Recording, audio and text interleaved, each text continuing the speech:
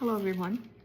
I really don't know what I'm going to say in this video. Most of my videos, I don't have a script or anything. I just start talking.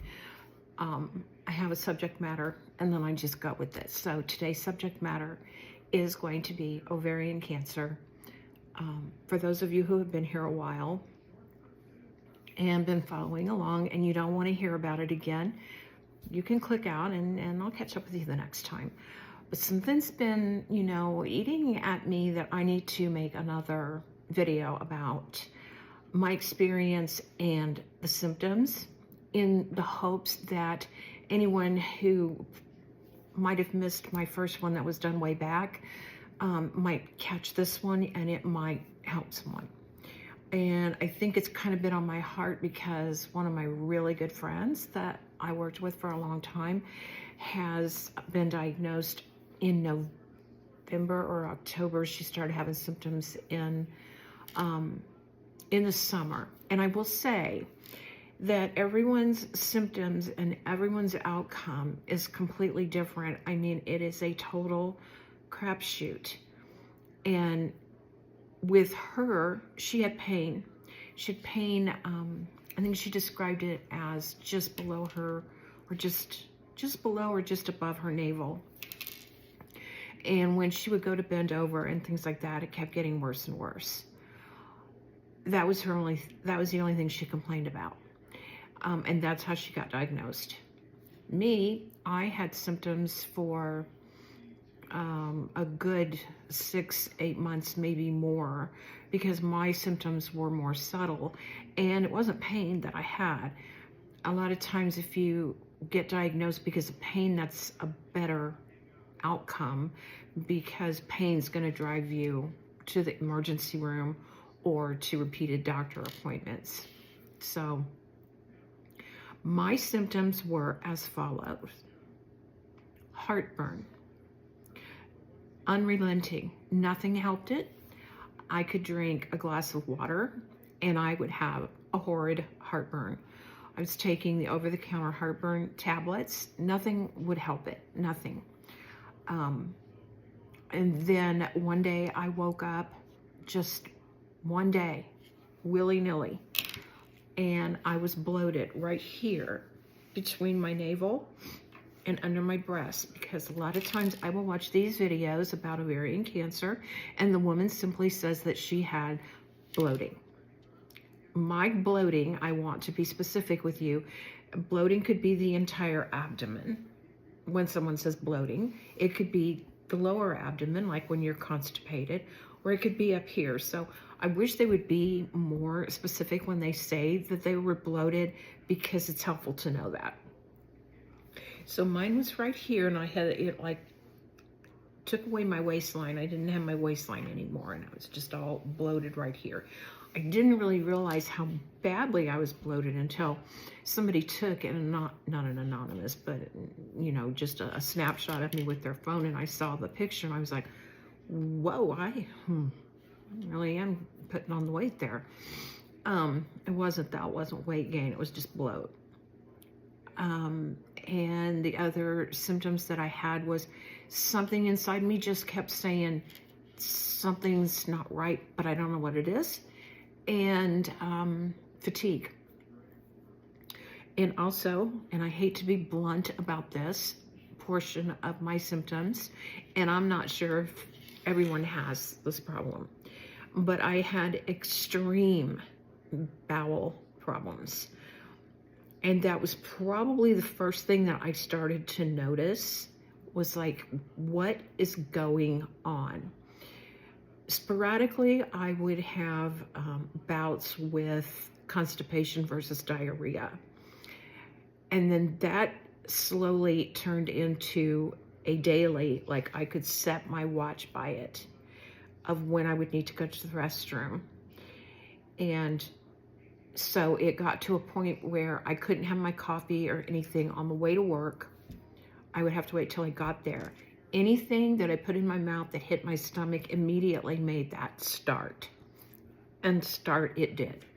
So I would eat breakfast and have coffee at lunch in the lounge. And then right at 8:10 or 8:15, I was in the bathroom for about 20 minutes, relieving myself. And it was very, very painful, like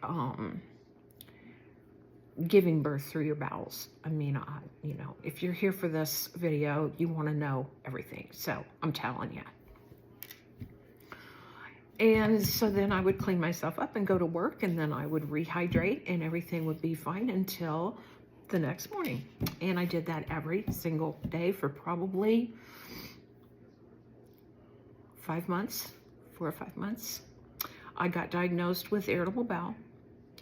And I think that's because I went to a gastroenterologist, and believe it or not, I said, everything I've read and everything I've picked up on, because I was in the medical field at the time, I told him, I said, I think I have irritable bowel because this, and this. And he goes, yeah, I agree.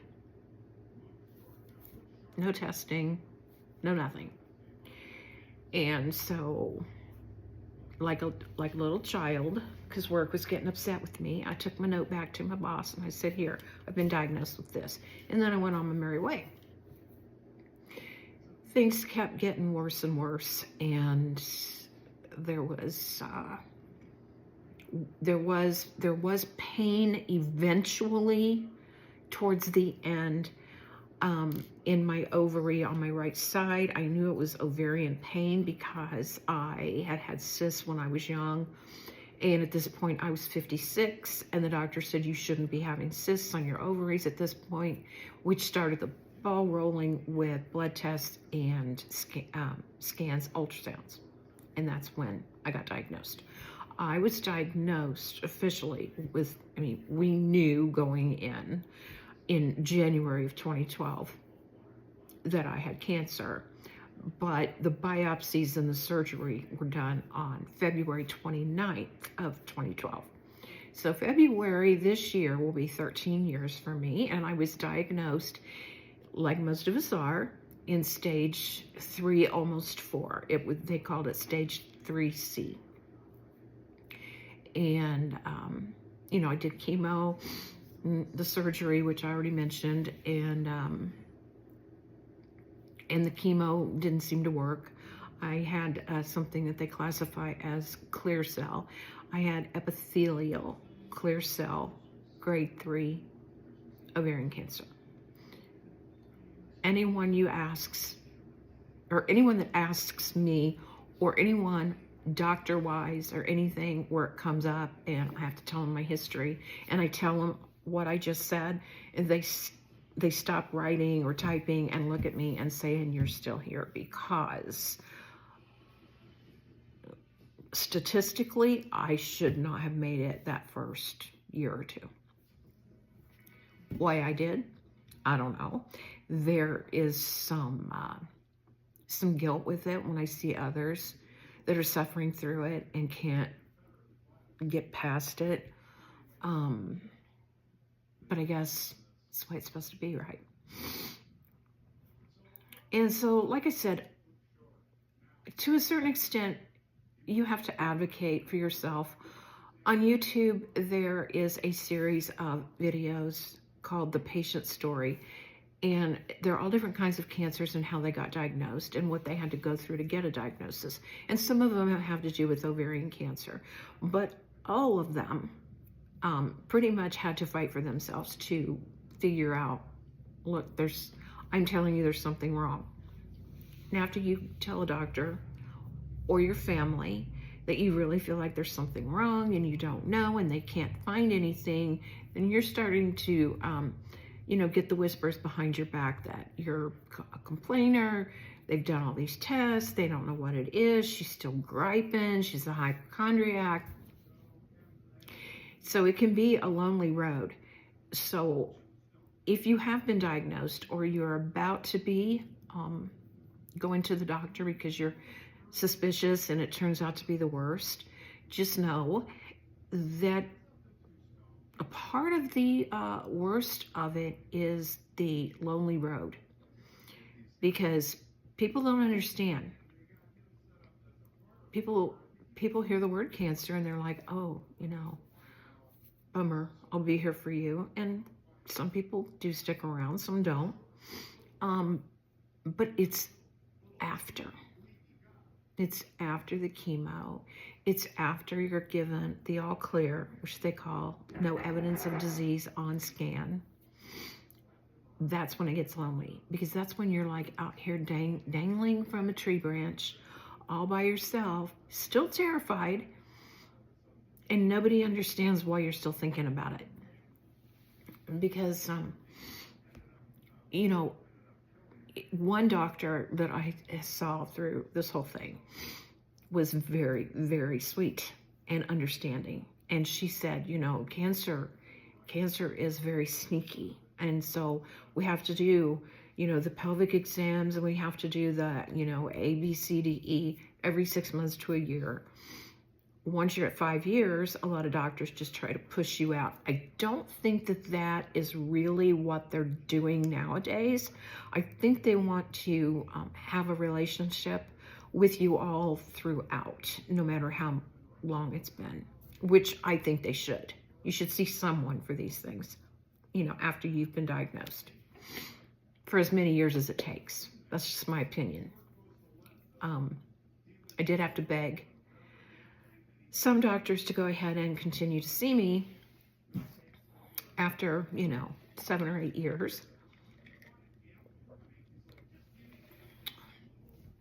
Sorry, I'm either getting a cold or I have horrible allergies.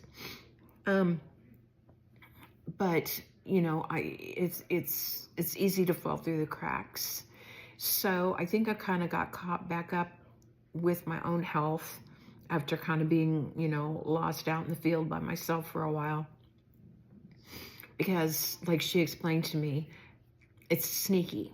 And that's what the point that I was trying to make before, is that people don't understand why you're still thinking about it after you're done with treatment and they've declared you cancer-free.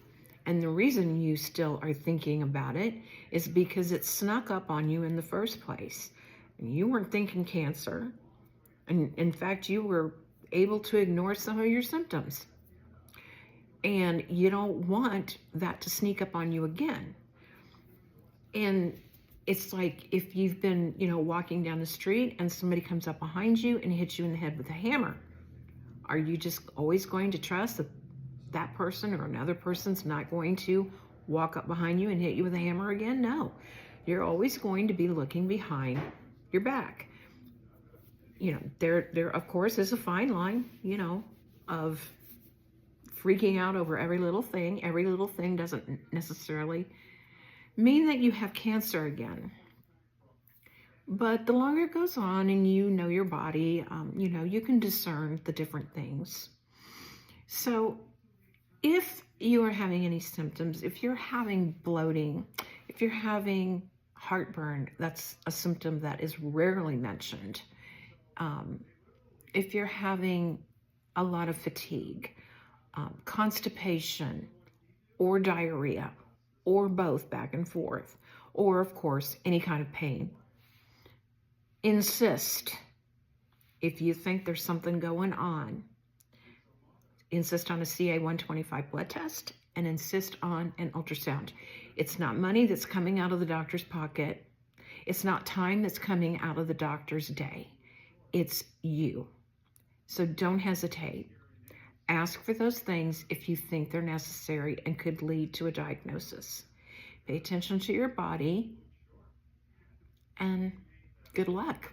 I mean, that's the only thing.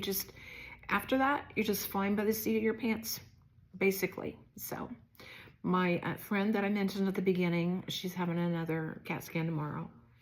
Things are not looking good for her. And I just wish this horrible disease could just go away for all of us forever. So I'm going to let you go. We're looking at 15 minutes here of me just blabbing on and on. But like I said, I wanted to reach out into the inner web, as they call it, and just talk about it again, because it might reach some new people, and it might reach some new people that need to hear about my story again. And also look up the YouTube channel called The Patient Story, and you can go through and find out which, you know, which cancer you want to listen to and what their symptoms were and stuff. It's very informative, probably more informative than this. But anyway, thanks for watching, and I'll see you in the next one.